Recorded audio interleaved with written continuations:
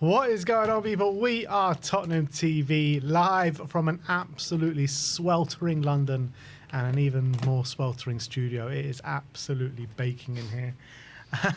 we might melt away before the stream ends, so bear with us. But big up to each and every one of you in the comments right now. Smash that like button, smash that subscribe button, and we have got some transfer news to bring you today. We've got some Spurs fan reaction and Sonny reaction to bring to you today. So an action-packed scream, as always. No aircon, Cantab. No aircon.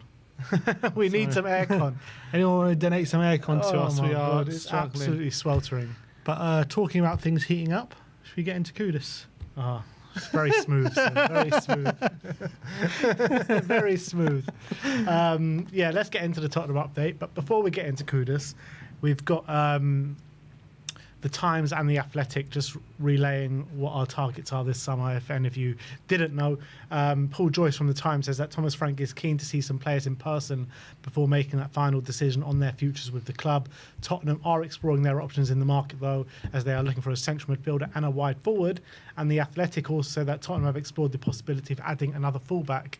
Any guess who that fullback could be? A couple of guesses. I've only got one guess.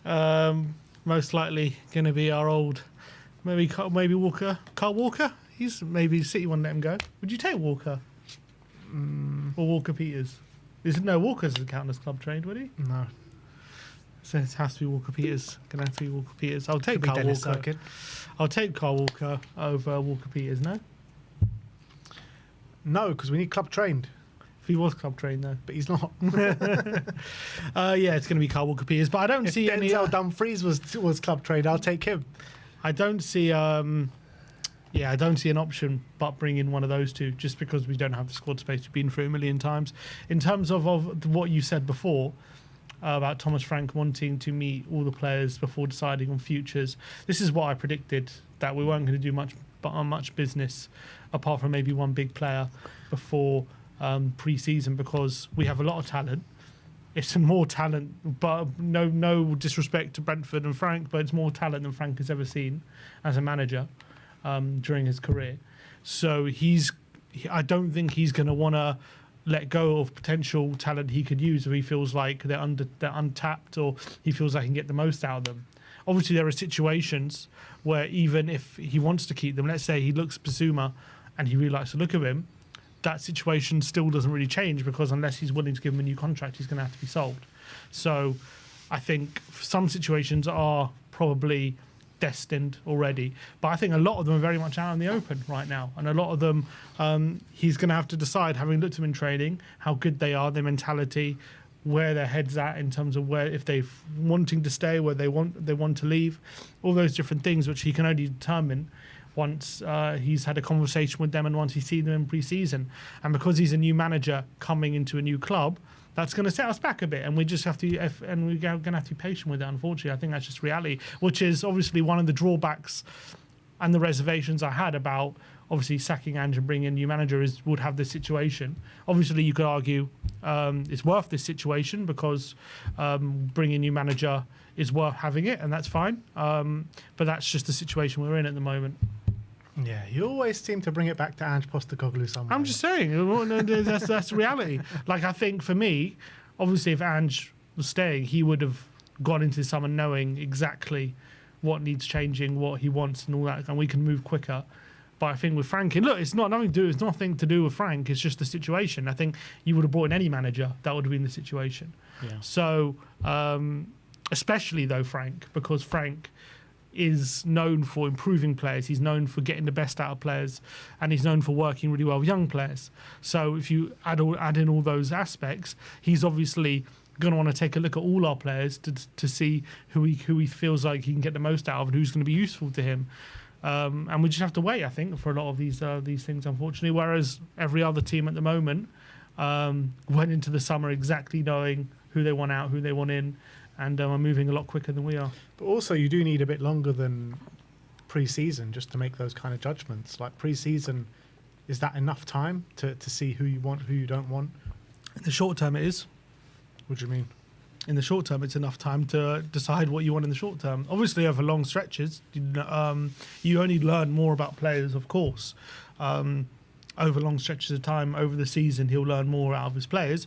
But obviously, in the summer, we have to make quicker, snappy decisions about what we want out of this transfer window. So he is going to have to make some snap judgments, of course. Not to say during the season he won't learn more, but he has to. It can't be definitive, but you have to make a decision over the summer, right? But he can only do that having seen them because he's never met them before and never seen them. Yeah. So he has to at least see them first before he makes any decision. But he's going to have to make some sort of decisions. Yeah. Yeah, I feel like he would have had a good idea in his mind anyway, coming into the job, being a student of the game, knowing a lot about Tottenham even before he walked into the door and the players that we have at his disposal. I think the main thing that he's probably want to look at is the mentality of the players and which ones he wants to keep and which ones he doesn't. Because I think in terms of the ability of the players, he would have known that already. I don't think so. Because I think obviously we've seen our team finish 17th and he knows that's not the true quality of the team. So he's going to want to have a look at himself as to why we finished that position, how good are these players day to day, how do they train, all these different things. I don't think he comes into this with many predetermined assumptions, in my opinion. But he would have scouted Tottenham heavily in the past, not just last season, but season on season, ever since Brentford have got into the Premier League, even before Brentford got into the Premier League. So he would have a good idea of the quality in the squad. Obviously, he'll know the players, but he won't know them personally. It's one thing. I'm saying, yeah. But it's one thing facing them twice a year, and there's one thing managing them day to day and really seeing how good they are. It's a different kettle of fish. Of course, he scouted them and he knows who the players are. I don't think he'll know every single player to the nth degree. He'll know them from a tactical standpoint in terms of facing them, but I'm sure he has some ideas, don't get me wrong, but I don't think he was going to make any sort of big decisions about players until he's seen them in training and met them. Well, let's get into the nitty-gritty, and starting off with Mohamed Kudus.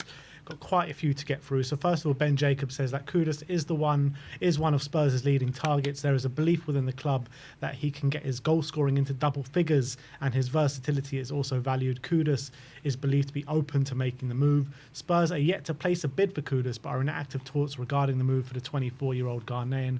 They believe they can get him for 60 million. Jacob Steinberg says, whilst there is no asking price, there is a sense that 60 million could be enough to get the deal done.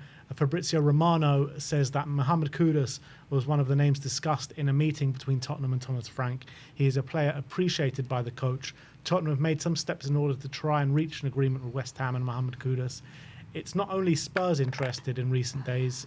Tottenham made contact with Kudus, his new agents, to understand the conditions of a deal, and because they want to be informed on everything, even on the players' side. And then today, Fabrizio Romano says that talks between Kudus and Tottenham on the project personal terms are underway. It's been a positive approach. Kudus open to joining Spurs while talks continue with both player and West Ham side. There are two more clubs involved in the race as well. Kieran Gill from the Daily Mail says that Chelsea have not ruled out a move for Tottenham target Mohamed Kudus. Chelsea will need to sell players before they can make a move for Mohamed Kudus. And that's interesting because there's been strong links between Arsenal and Noni Madueke today. So if those dominoes fall, then we could be in for a bit of a dogfight here for Mohamed Kudus. That's what's worrying. That is worrying that the rumours of Madueke leaving are hotting up, which would open the door for Kudus to come in. So we have to move quickly. And as I've always said, that's not one of Tottenham's strong suits in the transfer window. We don't usually move very quickly for these players. I think someone pointed out when Ange first came in, we signed Maddison and Vicario quite early on in that window. I think before pre-season, they were there for the pre-season tour. So we have done it before, but it's not something we're used to doing, especially for big moves like this, like a Kudus. We like to wait to get the best price, and especially when you're talking about big outlays. So that's obviously a big concern. Obviously, I'm sure he's open to coming to Tottenham, but I'm sure he's open to going to Chelsea as well. I doubt he's got his heart set on coming to Spurs. And if they're going to get rid of Madueke and then they can put all that money into Mohamed Kudus, then it's going to be a big, big struggle to kind of either convince Kudus of coming here or matching Chelsea's offer. And also West Ham's point of view, they will probably rather sell to Chelsea than Tottenham. So there's a lot of stuff working against us if Chelsea get very seriously involved. So we have to move very quickly on this, but I really want him. I think he'd be a fantastic signing for us, and I think he solves a lot of problems in the squad. But I'm still, not getting too excited about the deal just yet, because if Chelsea are going to get involved, then we could easily lose out here. Yeah, it all comes down to whether Arsenal or someone do go and take the punt on a Chelsea winger, because it is rumoured to believe that Chelsea do need to sell a winger if they are going to bring Mohamed Kudus. The ITK is on the Arsenal side. They're saying that there are talks underway. I've got one from Hand of Arsenal, who was quoted by Fabrizio Romano on the Eze stuff last week. And he says, the player has expressed interest in our project but has reservations of competing with Saka and is not keen to play on the left wing either. So, that's nowhere near a foregone conclusion. So if Spurs act quickly and really show him that we're desperate for him and there's a clear path for him and a clear spot for him in the team, then we can get this done quickly if we really want to. Oh, yeah, I hope so. I hope we really want to, but we never do. And what's also a big worry, a bit of a worry, not like massive, but if we miss out, if we miss out on Kudus, it probably means we've missed out on Madueke as well, who was a potential option, and he's then gone. So that's all of a sudden 2 options gone. Who could have we could have signed on that right wing spot, and obviously we know the options are dwindling day by day, and it's not a great situation. So we know Kudus is a fantastic talent. We know he's a incredible profile, which we don't have. He's an incredible dribbler, tons of ability. I think he fits right in the team, versatile as well. Yes, there's a few maybe problems to iron out when it comes to mentality potentially and attitude, and you have to speak to him and work out where his head's at. But if he can pass the character test, then we've got a real player on our hands. And I agree, we have to move quickly, but I'm worried we're not going to. Yeah. Or I'm worried that even Kudus might hold out for the Chelsea move to open up, and that's what I'm worried about as well. Next up, let's talk about Antoine Semenyo. Just a quick one. Ben Jacobs says that Spurs won't revive their Semenyo interest unless Bournemouth's price tag of £65 million is lowered.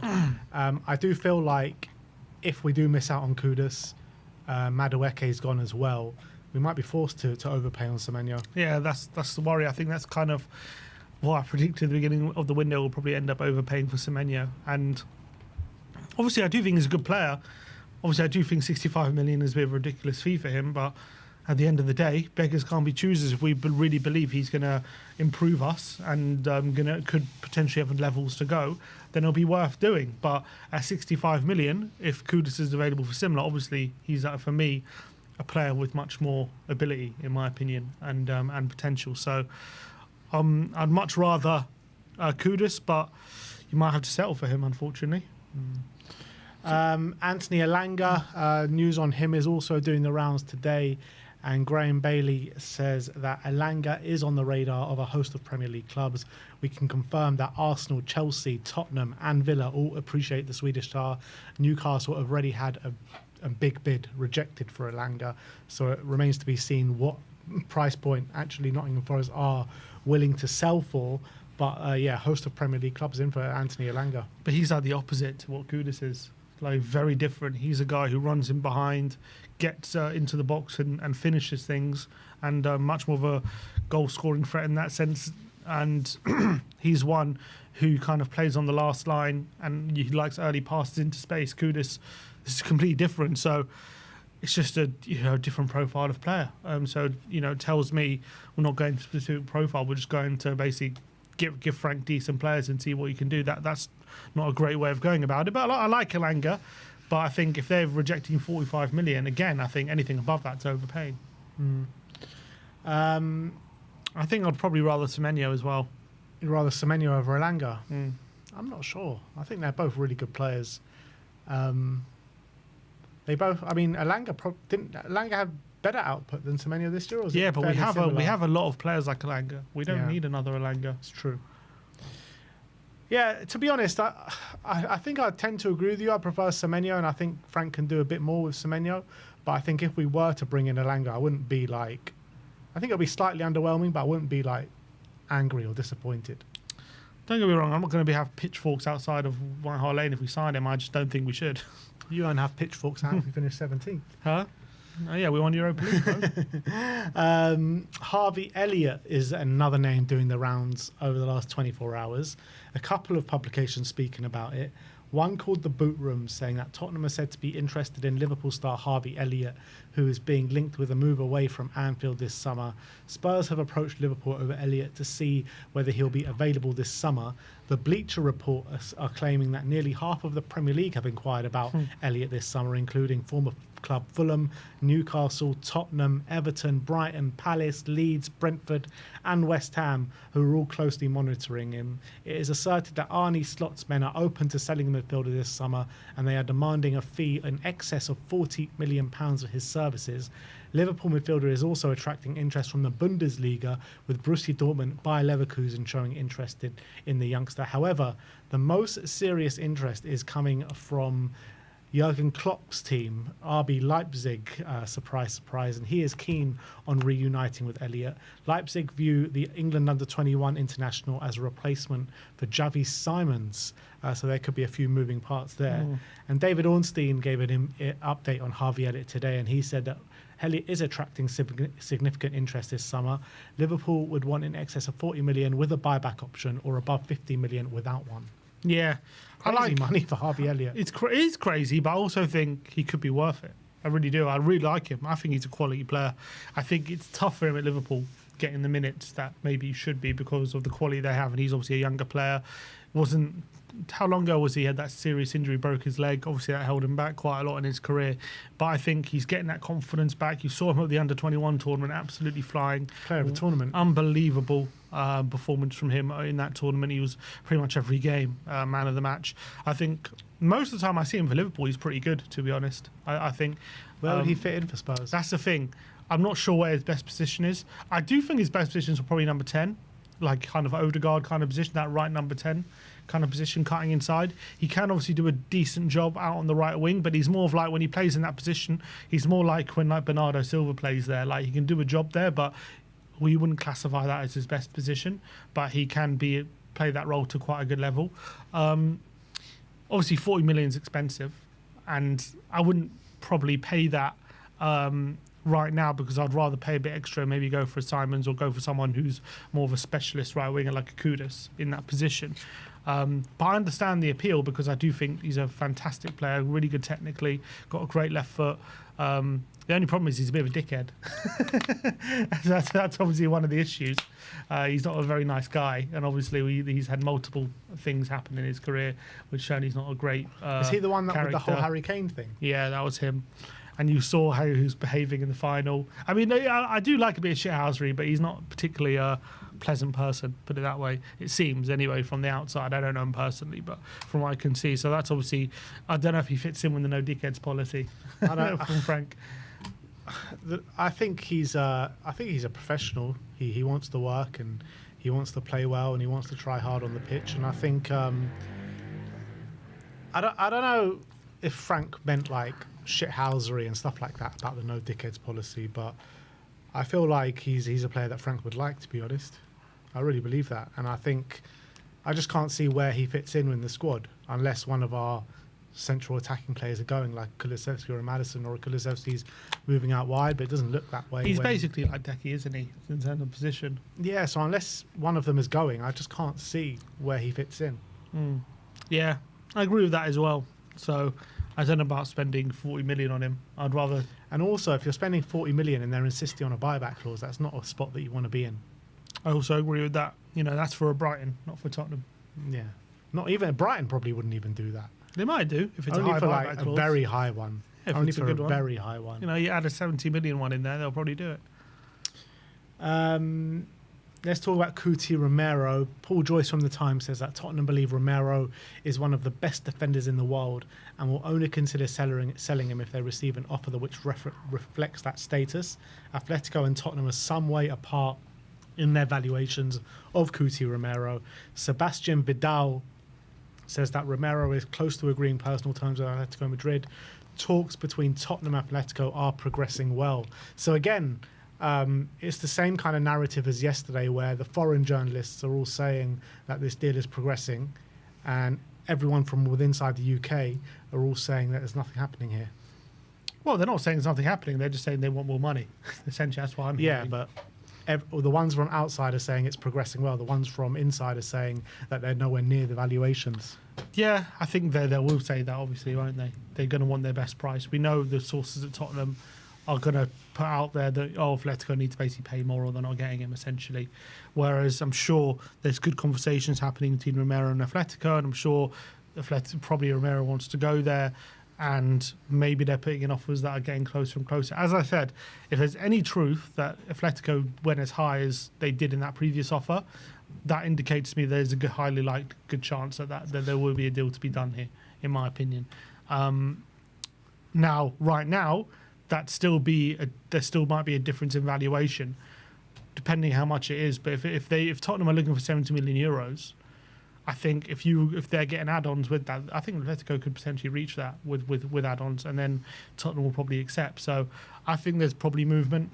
Look, whether it's close or not, obviously I don't know, but I think there's a good chance this gets done. I think there's a good chance that they get close to that valuation, and Tottenham will accept if Romero is adamant he wants to go. Knowing Tottenham, this will probably rumble on till the last week of the window or something like that. Spurs love a nice, long, protracted, drawn-out transfer saga for one of our best players. Happens every single time. When have we actually sold a player where it hasn't dragged on for that long? You remember the Harry Kane saga, you remember the Eriksen saga, you remember the Berbatov saga, all these sagas that just drag and drag and drag. And I don't see this one being any different. So, last but not least, we're going to talk about Richarlison. A report coming out from The Sun saying that Richarlison is set to leave the Premier League as he looks to reset his career overseas. The Brazilian will be allowed to leave Tottenham after new manager Thomas Frank has given the green light for his exit. He is expected to head to Turkey and sign for Galatasaray. They've been chasing Victor Osimhen, but the deal looking difficult to get over the line. Their attempts have now switched to the Brazilian international, who could be available for just £20 million this summer. Another option would be a loan deal, although Spurs are believed to prefer a permanent switch. Do you believe that by any stretch of the imagination? No. Richarlison at Galatasaray? I think he's probably got his heart set on still playing in either the Premier League or a good league, in my opinion. If they can land Osimhen, why can't they land Richarlison? Because they did land Osimhen, but that was a different situation. I think the window was closed and he had no option. Yeah, if I remember. So I don't think Osimhen wanted to go there, but it was either go there or basically be out the squad for Napoli and do nothing. So he went there, but. He could have gone to other places if Saudi, if he lowered his wage demands. Yeah, but I'm saying when he went it wasn't like he went to Turkey in the transfer window. No, it was like the day after. Yeah, it was when the window was closed. So, look, maybe it's one where a similar situation could happen. If we look to sell Richarlison, we're not getting the offers, and then the window closes and Turkey's still there. So maybe at that point, I think right now he's going to keep his options open. I doubt he's set to move there now. I just feel like that Everton deal just makes so much sense. I think Everton should put their money on the line. He'll be such a good player for them if they can keep him fit. I mean, they managed to keep him fit last time he was there. Moving into the new stadium, statement signing of Richarlison, he'll get them goals, fans' favourite. I think it just makes sense, that one. And I think that's the one that should happen. It'd be sad to see him go out to Turkey because I still think he's a good player. I agree, and it's just a shame how injuries have kind of held him back during his time at Tottenham. I do think he's a really good player. There's a reason why we spend 60 million on him, because I think at Everton he was a great player. Unfortunately, we just haven't really seen that guy from Everton too much. I don't think he was ever a 60. I think we overpaid, obviously. Yeah, he was never a £60 million we definitely overpaid for him, but I still think we should have been getting a good player there. And unfortunately, injuries and also sometimes, especially that first season, a bit of the form wasn't great. Had some mental health problems as well. So, those are problems that he's had at Tottenham. Maybe he just needs to go somewhere where he just feels loved. And I know Everton is definitely that place. All right, so that is your Tottenham update for today. Let me know in the comment section below your thoughts regarding all the news stories brought to you today. I'm sure some more talks and more news is going to progress throughout the day. But next up, we're going to have a look how... super chat? Go for it. From Oasis.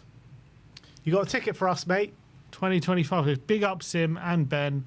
Let's knock on Levy's door and force him to make some signings. Come on, you Spurs. I'm down. I tell you, you get us some tickets, mate, and we'll knock on the door. We'll knock on the doors. Don't you worry about that. All right, let's take all this stuff off the screen and we can go into a reacts.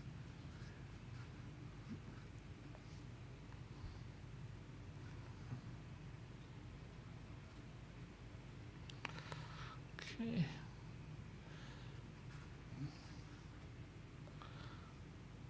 One sec. You want me to just...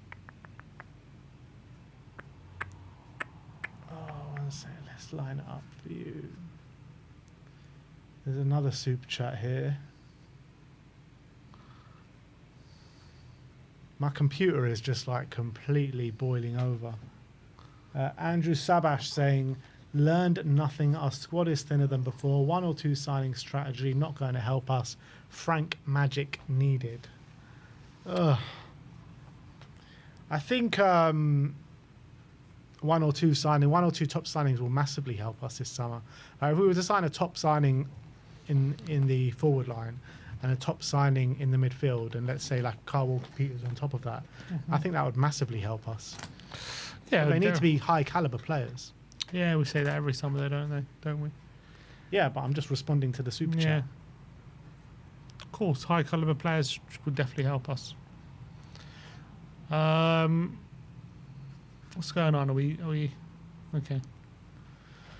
All right, let's go and see how the internet did react to Spurs wanting Mohamed Kudus, and also some Son comments. He was doing a interview with a South Korean YouTube channel, and I thought some of the things he was saying was quite interesting. But first and foremost, this is from THFC Maastricht saying, Kudus ticks every box. Left-footed. Was it? 1 minute. Was it echoing?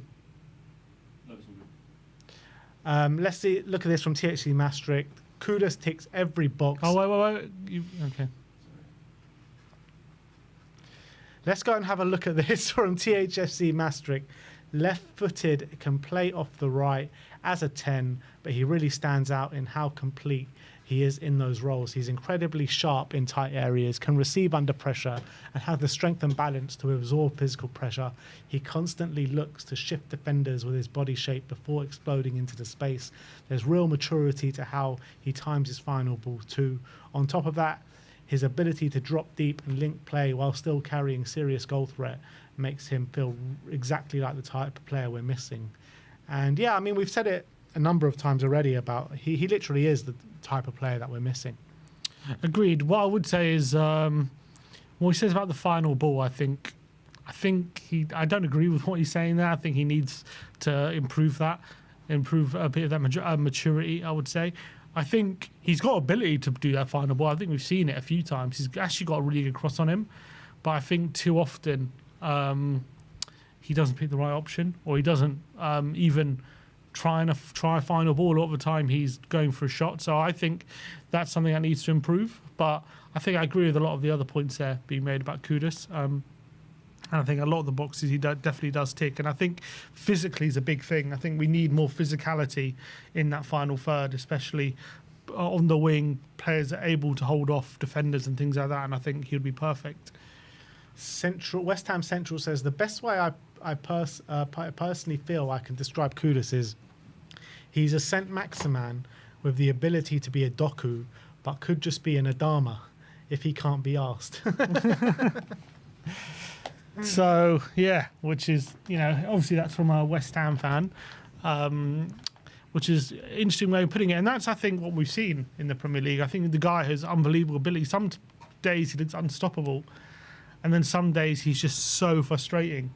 And then on other days he's less frustrating. He's just, very bad. He just looks like he's just ambling around the pitch, not doing much. So that's the thing. Some days he's got the pace and the power and all the energy, and he has that final ball. There's some days where he's dribbling past players left, right and centre but not making anything happen because his final ball is off.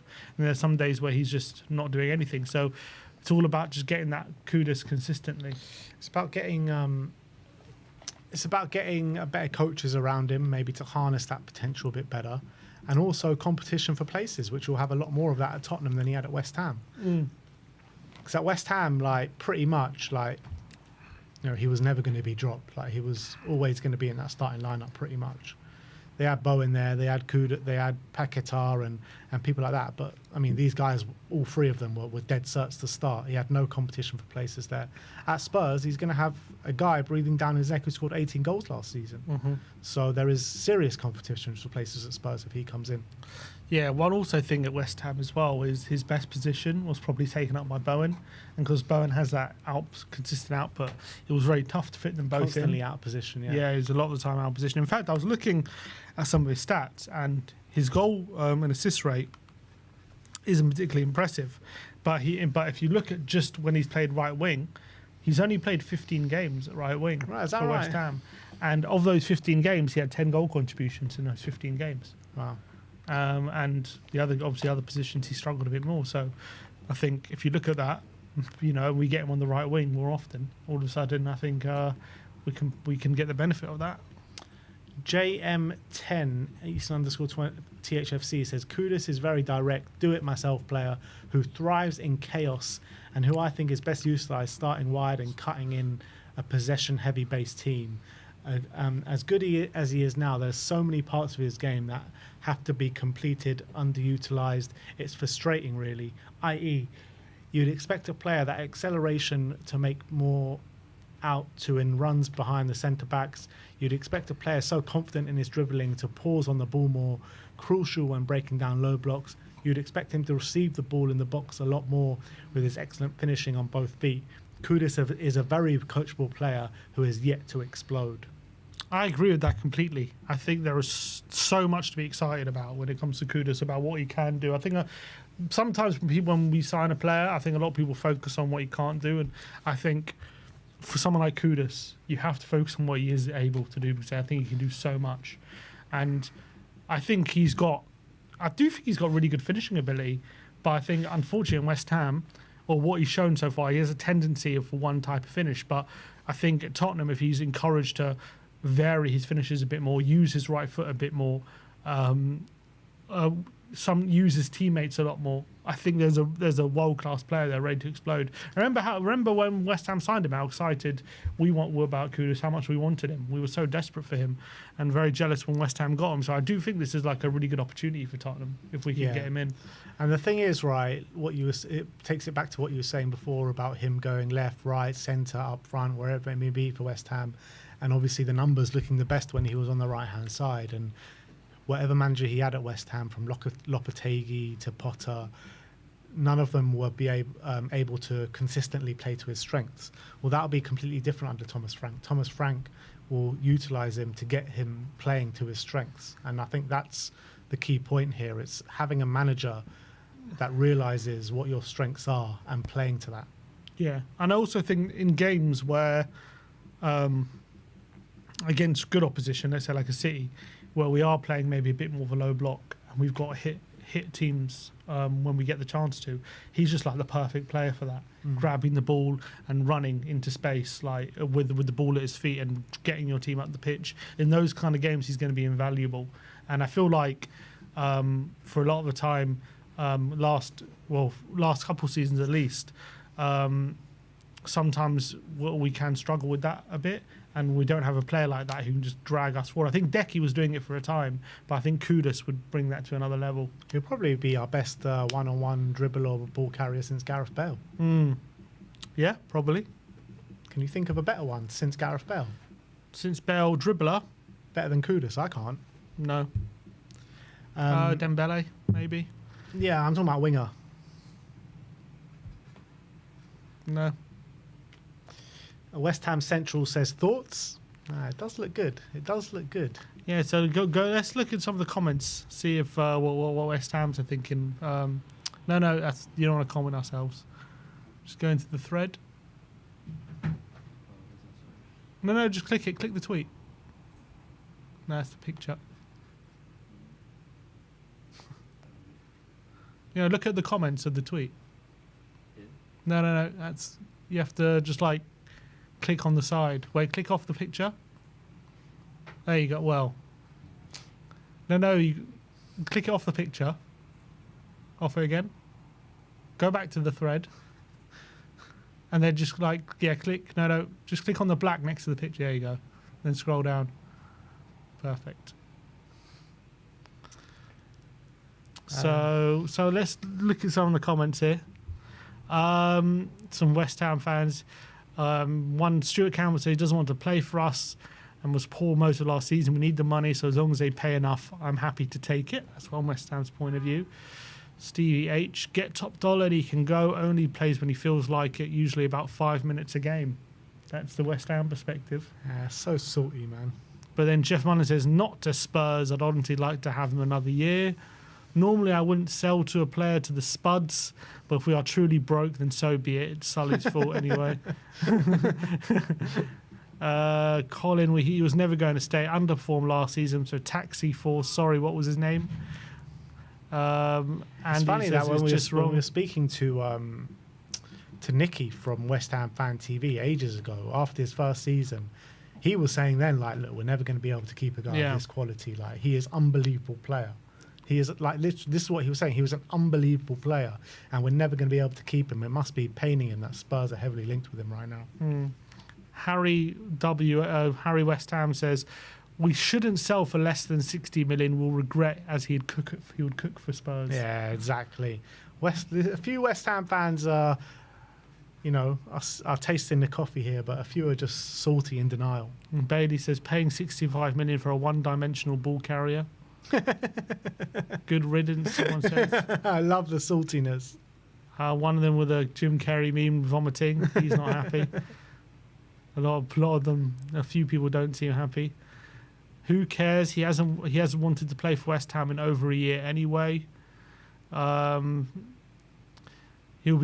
Chris says will be awesome for anyone he goes to. Will be a bigger loss than people think. Someone says I think it'll be a massive loss to West Ham, man. They're not going to bring in someone of Kudus' quality or better. Only downhill for West Ham from Kudus, I'll tell you that. One of them says utter shambles. They definitely deserve to pay the whole 85 million. So mixed reaction, fair to say, from West Ham fans about this. There's a realist reaction and a salty reaction. That's it. That's the only two reactions you got from West Ham fans. What do we have next? Next we have Kudus is the anti-Brennan. This is just a graph of stats of comparing Mohamed Kudus to Brennan Johnson last season. And you can see literally the difference. This is what I was talking about yesterday. Obviously, this is a graph I posted.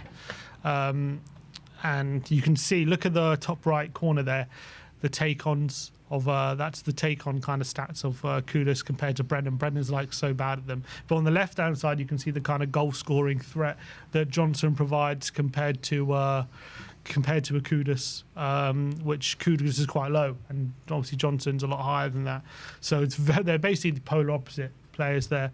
And that's what you want when you've got two players competing. You want them to have different strengths and different weaknesses. And I think having Brennan Johnson as the antidote to a Mohamed Kudus, I think is brilliant. The only worry I would say is that bottom right corner, that's where the creativity is in passing. They both perform pretty badly at it, to be honest. Kudus seems to get a few more shot-creating actions, but I think a lot of them are from dribbles. So that's something, I don't know, that's going to have to be addressed, I guess, because we don't we'll really lack creativity from that right-hand side, I think, if with both the, on this evidence anyway. So, yeah. Invert the wing, saying, tell Solanke Kudus with Maddison behind. And he's got Thomas Frank masterclass. I think when you're looking at tell Solanke Kudus, I know Frank didn't have these three at his disposal at one time, but it's kind of very similar to a Sade on the left and then Buemo on the right and a Tony up top. Same kind of profiles. With Damsgaard behind. Yeah. Very kind of similar kind of profiles. So, yeah, I mean, obviously it could be Son as well on that left-hand side. But I think as well that the profiles of those three should really complement each other. Yeah, and I think that front three, and that's potentially a very exciting front three, I think. How do you compare it to the front three of, the last couple of seasons? I mean, first season under Ange, what was our front three? It was Son up top. Son, Brennan Becky on the right, or Brennan on the right, and who on the left? Timo. Werner, I guess. Well, I guess it is. Was It is a step up, isn't kind it? of played Johnson on the left and Decky on the right, didn't we? Mm. That was kind of our best front choice in the first season. Yeah, second half of the season we played Timo there a lot. Timo was there. And then obviously second season it was more Son on the left, Solanke up front and Johnson on the right. So, I think that's an upgrade. I think if you put Son there anyway. That's the thing, like, because you're taking out Son and putting in Tel, that is a massive downgrade. Mm-hmm. Got to say that Solanke, and on the right hand side it's a big upgrade from Johnson to Kudus. But the thing is, here you've got players in depth that you can bring on and chop and chain things when you need, where we really haven't had that, particularly last season because of the injuries. Yeah, and obviously we're hoping Tel improves a lot, aren't we? Yeah, but it's hard to say he's going to get to Son's level. Okay, but hopefully becomes a much better player than he was last season. Yeah, I back him to do that. Who Scored says Mohamed Kudus has completed more successful dribbles than any other player in the last 2 Premier League seasons, which is 216. Yeah, which is an insane stat. It's mad. 216, which is over 2 seasons, which is insane numbers. I think he completes on average 3 to 4 a game, which is, I think in his first season it was about 4 a game, and his second season I think just under 4 a game. So the guy is very tough to stop when he's in full flight. I think if you ever watch any compilations, as soon as he's got you on the turn and there's space, I mean, you're done pretty much. You have to try and foul him. The only way of stopping him is getting players around him, which would be perfect for us. You know, he at the very least, if he's commanding all that attention, you know, you got players like Maddison and other players in the centre who hopefully will be able to benefit from that. Yeah. That's a big problem I feel like as well we don't have right now. We don't have players like Kudus who just you need to give attention to. Like even a Son, I love Son, but he's not great in a one-on-one situation. Like you don't need to give extra attention to him out wide because he doesn't always have his fullback beat. But someone like Kudus, you do, because you know if you leave him one-on-one, they're in trouble. So you need to give attention to him. It's like back in the day with Gareth Bale, you had to always double, triple up on him. David Ginola, I mean, you had to double and triple up on him. Like all these kind of guys who are so strong with their ball carrying, and it frees up so much space on the other side of the pitch, and you should see the goal output on the other side of the pitch go up dramatically. Yeah, exactly. Joel Kim giving us some context behind the Son interview, which I'm sure none of you understood as it was in Korean. He says, I translated... Well, there's subtitles there. In this one, yeah. He says, I translated the actual moment where he said this. A little more context on this quote from Son Heung-min. He says right afterwards he could obviously joke around with Vicario like that because they are very close. And this is a moment where... when Vicario came steaming out, and obviously Van de Ven had to do the overhead kick to save that goal in the Europa League final, he just went up to Vicario and said, if that went in, I would have absolutely killed you. He said at the moment I wanted to beat the crap out of Romero Vicario. He said, bro comes out and collides with the player. Even after the match ended, there was still a bit of that vibe. It's because I'm very close with Vicario. During the break, he contacted me asking, what is my captain up to? In that way, we keep in touch often. With the match being over, I told him, seriously, if we conceded that goal, I would have killed you, literally beat you to death. He said, I would joke around with him like that. But it's so funny. He said, I would have killed you. I would have beaten you to death. So funny. But yeah, obviously that moment, we all know, the moment he's talking about, obviously we know is the one where Van de Ven had to clear off the line in the final, the iconic Van de Ven clearance. Obviously, we wouldn't have got that iconic moment if it wasn't for the Vicario screw up. But I'm sure with Sonny so close to a trophy, and then Vicario nearly... I could have done without it, to be honest. Could have done without it. Without that heart in mouth moment. But it's just imagine if Son's trophy chances got ruined by a moment like that. That would have been hard to take, I'm sure. Forget Son's trophy, the whole of the bloody club's trophy chance, you know what I mean? Son obviously is a massive part of that. But if Vicario would have screwed that up, well, he did screw it up. If Van de Ven wouldn't have saved him and saved his arse like that, I swear, I don't know how the whole fan base would have absolutely vilified Vicario. Yeah, but I wonder if Sonny was actually shouting him. I wonder during the game how serious his face would have been. Would have given him the Heung-min dad death stare. This next one is saying, despite his career, Son Heung-min says he still agrees with his dad that he's not world class and he has to work a lot harder.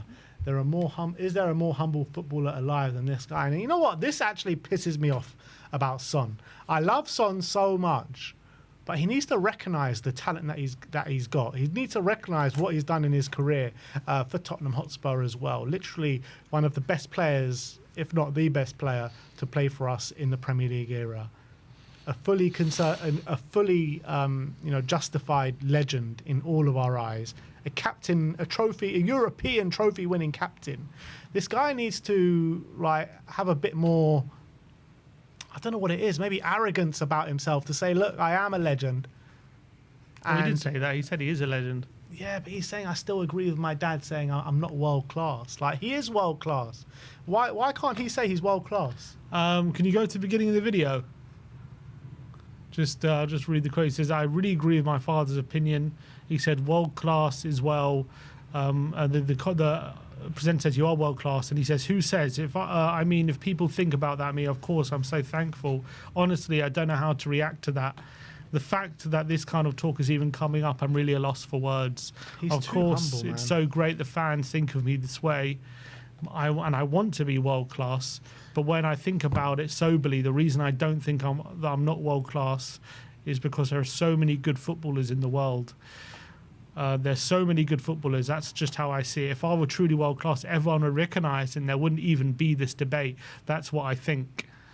That's an interesting quote. But then the presenter said, when you've been the leading scorer in the Premier League, all your goals and assists that you've got, even if you look at those things, it's true to say you're world class. He said, I think it's because I stayed with one team for so long, I was able to do those numbers.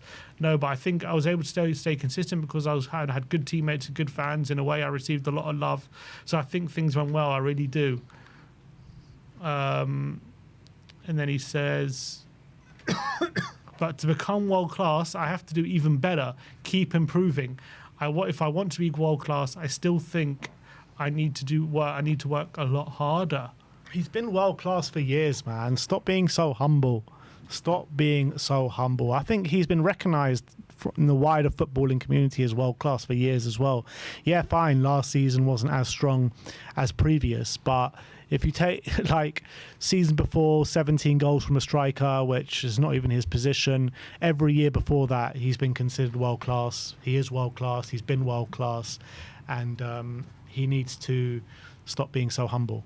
I agree. I think I think a lot of people have recognised he's world class for a while. I don't think there's a bit of a debate. I think they ask him because they know everyone knows that Son is humble, so they ask him that question to see if he would answer it. Like, yeah, I'm world class. Will he have that self-confidence about himself, or will he just be humble and say, no, I don't think so, and all that kind of stuff? I think that's kind of what they ask him. I think everyone knows how good he is. And he's been in the Premier League, one of the best attackers in the Premier League over the last decade, really.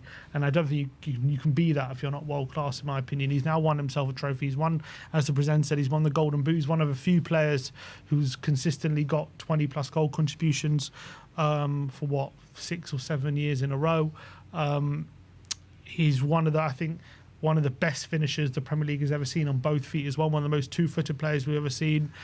He's got unbelievable goal catalogue as well. He's not just a great goal scorer, he's a scorer of great goals. He's both of them. So, and he conducts himself with the most professionalism, the most likeable, all that kind of stuff.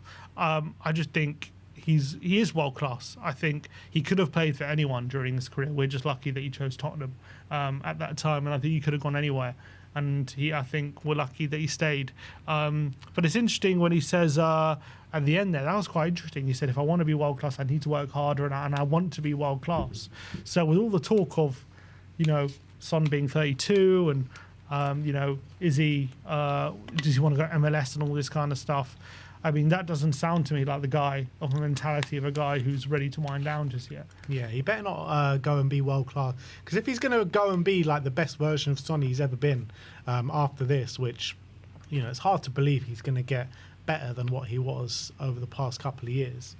But if he does go and do that at another club, it'll make me feel sick, man. I agree.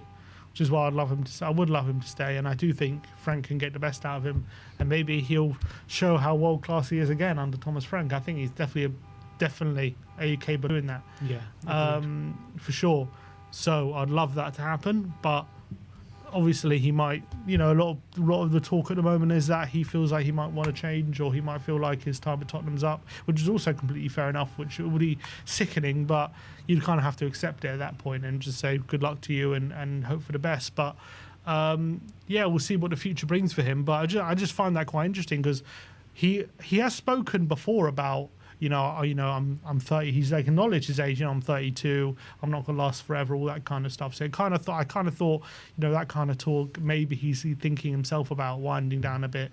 But when he says, "I want to be world class. I need to work harder to become world class," that shows me maybe he feels like he's still got a lot more to give, a lot more to show. Even. Yeah, surely he's looking at players like Mo Salah and being like, "There's no reason why I can't get to those levels at the latter stages of my career." And even Harry Kane as well, still banging in 40 goals a season.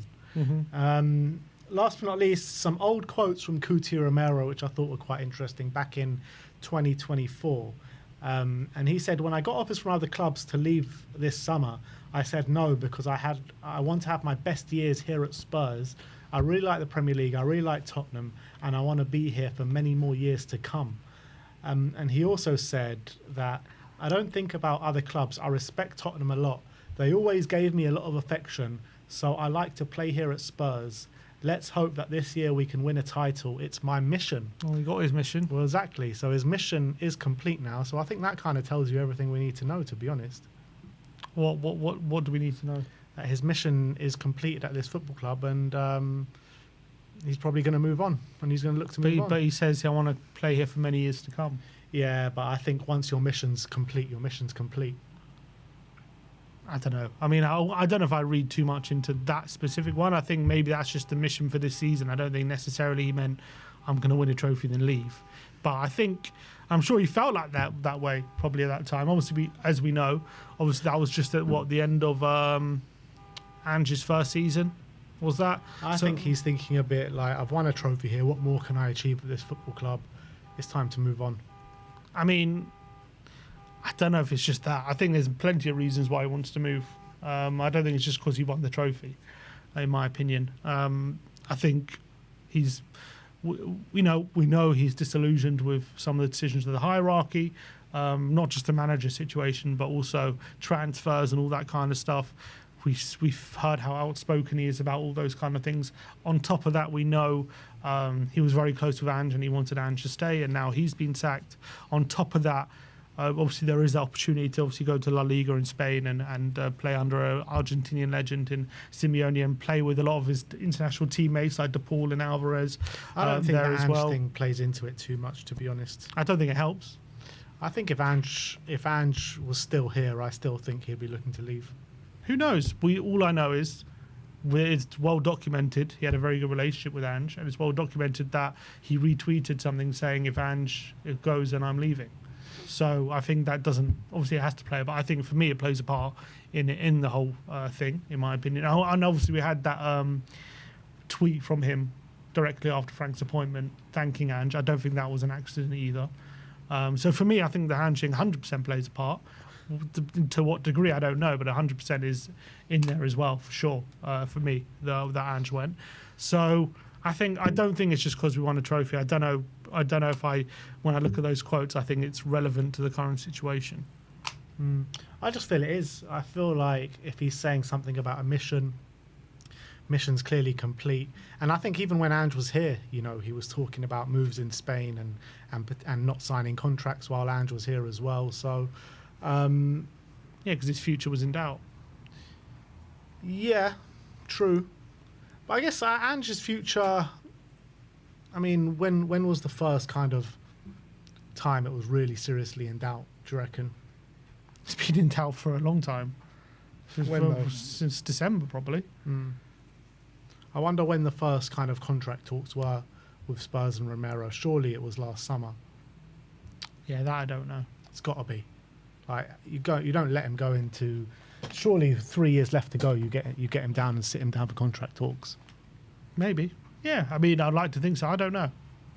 I don't think 3 years to go is any time to panic. 3 years is quite a significant time to have him left on a contract. No, but with 3 years to go, you know that next summer it's 2 years. So between that time, you've got to get that contract signed. Otherwise, you're probably going to have to sell. So 3 years just makes sense. Yeah, I mean, in theory, I understand. I'm just saying, I think when any player who's on a 3-year deal, I don't think the club are ever usually panicking about that situation when it's 3 years left on a deal. Well, there's offering a contract and there's panicking. I think they're panicking now. Yeah, they're panicking now, but I'm saying if they couldn't agree something at 3 years, I don't think they think, oh God, we're gonna have to sell now. But they'll have to put contingencies in place, because if you don't sign in 3 years, it's probably unlikely you'll probably sign in 2 years. Who knows? Things change very quickly. I don't know if they offered him a contract at 3 years. That's my point. I don't know if they offered him one. They might not necessarily done that. Knowing Levy, maybe he wanted to get another year of paying him a certain wage.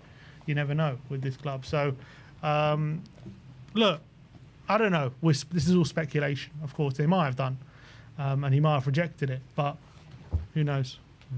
All right. Well, that is how the internet did react to all those various topics. I want to thank you all for joining us today. We'll be back tomorrow, or potentially even later on, with some more Spurs content for you guys. I've just seen a comment actually here. Start, bench, sell, prime Son, prime Bale, prime Ginola. Oh my days. Prime Bale, prime Son, prime Ginola. Jesus. I'm starting prime Bale. I'm benching prime Son, and I'm selling prime Ginola. You George Graham. You George Graham, you. He didn't. He did not sell him for prime Bale or Son. I'll tell you that. Unbelievable. Yeah, I think I agree with you though. There have been a couple of super chats. I think. Go on. I think this Andrew sub. Do we read this one? Oh no, we did read this one. SSJ first Rice, now Kudus. They can keep crying, lol. Yeah. Next will be Jared Bowen. Yeah. I mean, I think, yeah, but will Bowen be like their Son? Like, I think he's at 28 with the fee they're going to command. I don't know when his contract runs out, but he's worth so much to them that I feel like he might end up just staying for a long time. He might just be there until. His father-in-law is Danny Dyer, mate. He ain't going nowhere. Yeah, he can't. He's got a contract till 2030. He ain't going nowhere. That's Jared 5 Bowen. years. So I take him to 33. Jared Bowen is too ingrained in that West Ham family leave, now. yeah. He ain't going nowhere. Even though, to be fair, Declan Rice was. Declan Rice was West Ham. He was a lot younger. Yeah. Yeah, it's true. I don't think anyone's coming out and paying that kind of money for Jared Bowen. So, is what it is. All right. Well, that is it from us today. I want to thank you all for joining us. Like, subscribe, and comment. And as always, come on, you Spurs.